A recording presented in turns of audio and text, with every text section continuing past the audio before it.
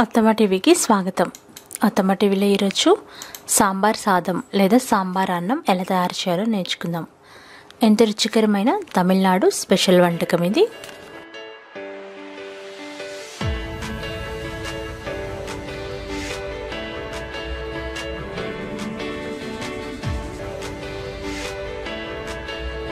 ఈ వంట తయారీ కోసం కావలసిన పదార్థాలు: 1 కప్పు బియ్యాన్ని 10 నిమిషాలు నానబెట్టుకోవాలి. 3/4 కప్పు కందిపప్పుని అరగంట పాటు నానబెట్టుకోవాలి. మీకు నచ్చిన కూరగాయలు ఏవైనా తీసుకొని కట్ చేసి పెట్టుకోవాలి. బంగాళదుంపల్ని వంకాయల్ని నీళ్ళల్లో కట్ చేసుకోవాలి. ఉసిరికాయ సైజంత చింతపండుని నానబెట్టుకోవాలి. తాలింపు గింజలు కొద్దిగా, కరివేపాకు 1 రెమ్మ, ఇంగువ చిటికెడు, నూనె 2 టేబుల్ స్పూన్లు, ఉప్పు మీ రుచికి తగినంత, నెయ్యి 2 టేబుల్ స్పూన్లు. ఈ వంట కోసం సాంబార్ మసాలా పొడి అవసరమవుతుంది. సాంబార్ మసాలా పొడి కోసం కావాల్సిన పదార్థాలు: కాశ్మీరీ ఎండుమిరపకాయలు 4, మామూలు ఎండుమిరపకాయలు 4, జీలకర్ర 1 టీ స్పూన్, ఎండు కొబ్బరి పొడి 1 టేబుల్ స్పూన్, పచ్చిశనగపప్పు 1 టీ స్పూన్, మిరియాలు 20, ధనియాలు 1 టేబుల్ స్పూన్, మినపప్పు 1 టీ స్పూన్. ఇప్పుడు తయారీ విధానం నేర్చుకుందాము. ముందుగా కుక్కర్ తీసుకుని అందులో మనం నానబెట్టుకున్న బియ్యం, కందిపప్పు వేసుకోవాలి. వీటికి 3 వంతులు నీళ్లు పోసుకోవాలి. ఇవి రెండు కలిపి 1.5 కప్పు అంటే దానికి 3 వంతుల వరకు నీళ్లు పోసుకోవాలి. అందులో కొద్దిగా ఉప్పు, చిటికెడు పసుపు వేసుకోవాలి. మూత పెట్టి పొయ్యి మీద పెట్టి మీడియం ఫ్లేమ్లో 4 విజిల్స్ వచ్చేంత వరకు ఉడికించుకోవాలి. విజిల్స్ వచ్చిన తర్వాత స్టవ్ ఆఫ్ చేసి పక్కన పెట్టుకోవాలి. ఇప్పుడు మసాలా పొడి ఎలా తయారు చేయాలో చూద్దాం. ఒక బాండిని పొయ్యి మీద పెట్టి కొద్దిగా నూనె పోసి వేడి చేయాలి. ఆ తర్వాత మనం మసాలా కోసం తీసుకున్న దినుసులన్నింటినీ ఒక్కొక్కటిగా వేసుకొని బాగా వేయించుకోవాలి. లో ఫ్లేమ్లో పెట్టుకొని వేయించుకోవాలి. ఇవి మాడిపోకుండా చూసుకోవాలి. అప్పుడే మసాలా పొడి చక్కగా తయారవుతుంది. కాశ్మీరీ ఎండుమిరపకాయలు మంచి కలర్ కోసం, ఘాటుదనం కోసం వేస్తున్నాము. అందుబాటులో లేకపోతే మామూలు మిరపకాయలే మరి కాసిని వేసుకోవచ్చు. ఆఖరిగా కరివేపాకు, ఎండు కొబ్బరి పొడి కూడా వేసి కాసేపు వేయించాలి.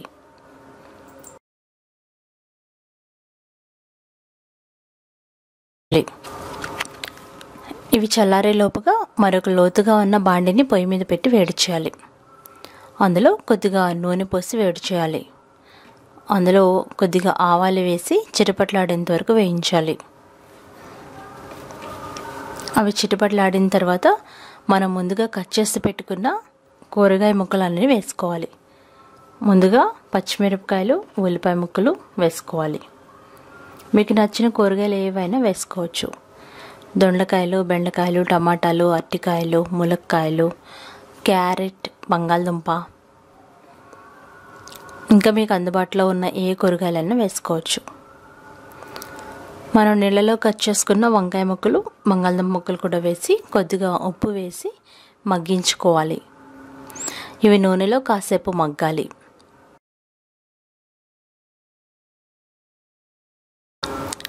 ఈలోపుగా చల్లారిన మసాలా దినుసుల్ని గ్రైండ్ చేసుకుని పౌడర్ లాగా తయారు చేసుకోవాలి.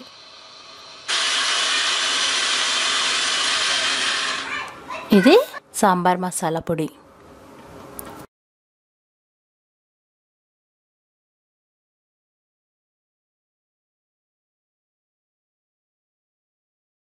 ఇప్పుడు మగ్గిన కూరగాయల్లో మనం తయారు చేసుకున్న మసాలా పొడి వేసుకోవాలి.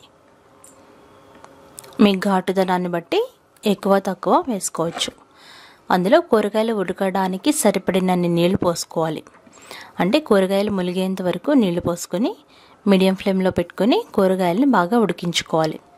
ఈలోపుగా ప్రెషర్ అంతా పోయిన తర్వాత కుక్కర్ మూత తీసి చూసినట్లయితే అన్నం, పప్పు చక్కగా ఉడుకుంటాయి.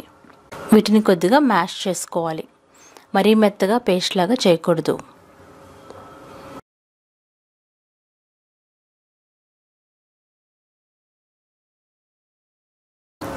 ఈ మూవీ క్లిప్లో చూపించినట్లుగా నలుపుకొని పక్కన పెట్టుకోవాలి. ఈలోపుగా కూరగాయలు బాగా మగ్గుతాయి. చూసారు కదా, బాగా ఉడికినాయి. ఇలా కూరగాయ ముక్కలు ఉడికేటప్పుడు తగినంత ఉప్పు వేసుకోవాలి.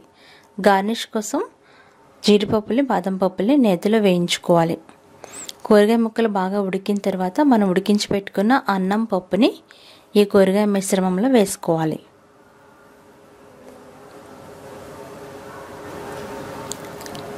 అన్నం వేసిన తర్వాత లో ఫ్లేమ్లో పెట్టి 2 నిమిషాల పాటు ఉడికించుకోవాలి. మరీ ఎక్కువసేపు ఉడికించకూడదు. ఉప్పు సరిచూసుకుని అవసరమైతే వేసుకోవచ్చు. ఈ సాంబార్ అన్నం కొంచెం లూజ్గానే ఉండాలి, ఎందుకంటే చల్లారిన తర్వాత దగ్గర పడుతుంది.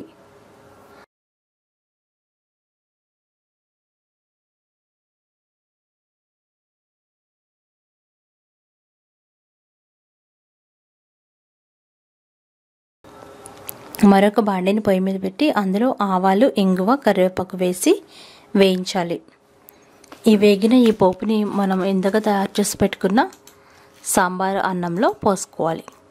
అలాగే ఆల్రెడీ మనం వేయించి పెట్టుకున్న జీడిపప్పు, బాదం పప్పులను కూడా వేసుకొని గార్నిష్ చేసుకోవాలి. అంతే, తమిళ వాళ్ళకి ఎంతో ఇష్టమైన సాంబార్ సాదం లేదా సాంబార్ అన్నం రెడీ అయిపోయింది. ఇది లంచ్ బాక్స్లో కూడా పెట్టచ్చు. ఎక్స్ట్రా కర్రీ వేయాల్సిన అవసరం ఉండదు. ఈ సాంబార్ అన్నం కొంచెం లూజ్గా మెత్తగా చేసుకోవాలి. ఎంతో రుచికరమైన ఈ తమిళ్ రెసిపీ మీరు ట్రై చేసి ఫీడ్బ్యాక్ పంపించండి. మరికొన్ని వంటల కోసం అత్తమ్మ టీవీ యూట్యూబ్ ఛానల్ని సబ్స్క్రైబ్ కాగలరు. అలాగే అత్తమ్మ టీవీ మొబైల్ యాప్ని డౌన్లోడ్ చేసుకోండి.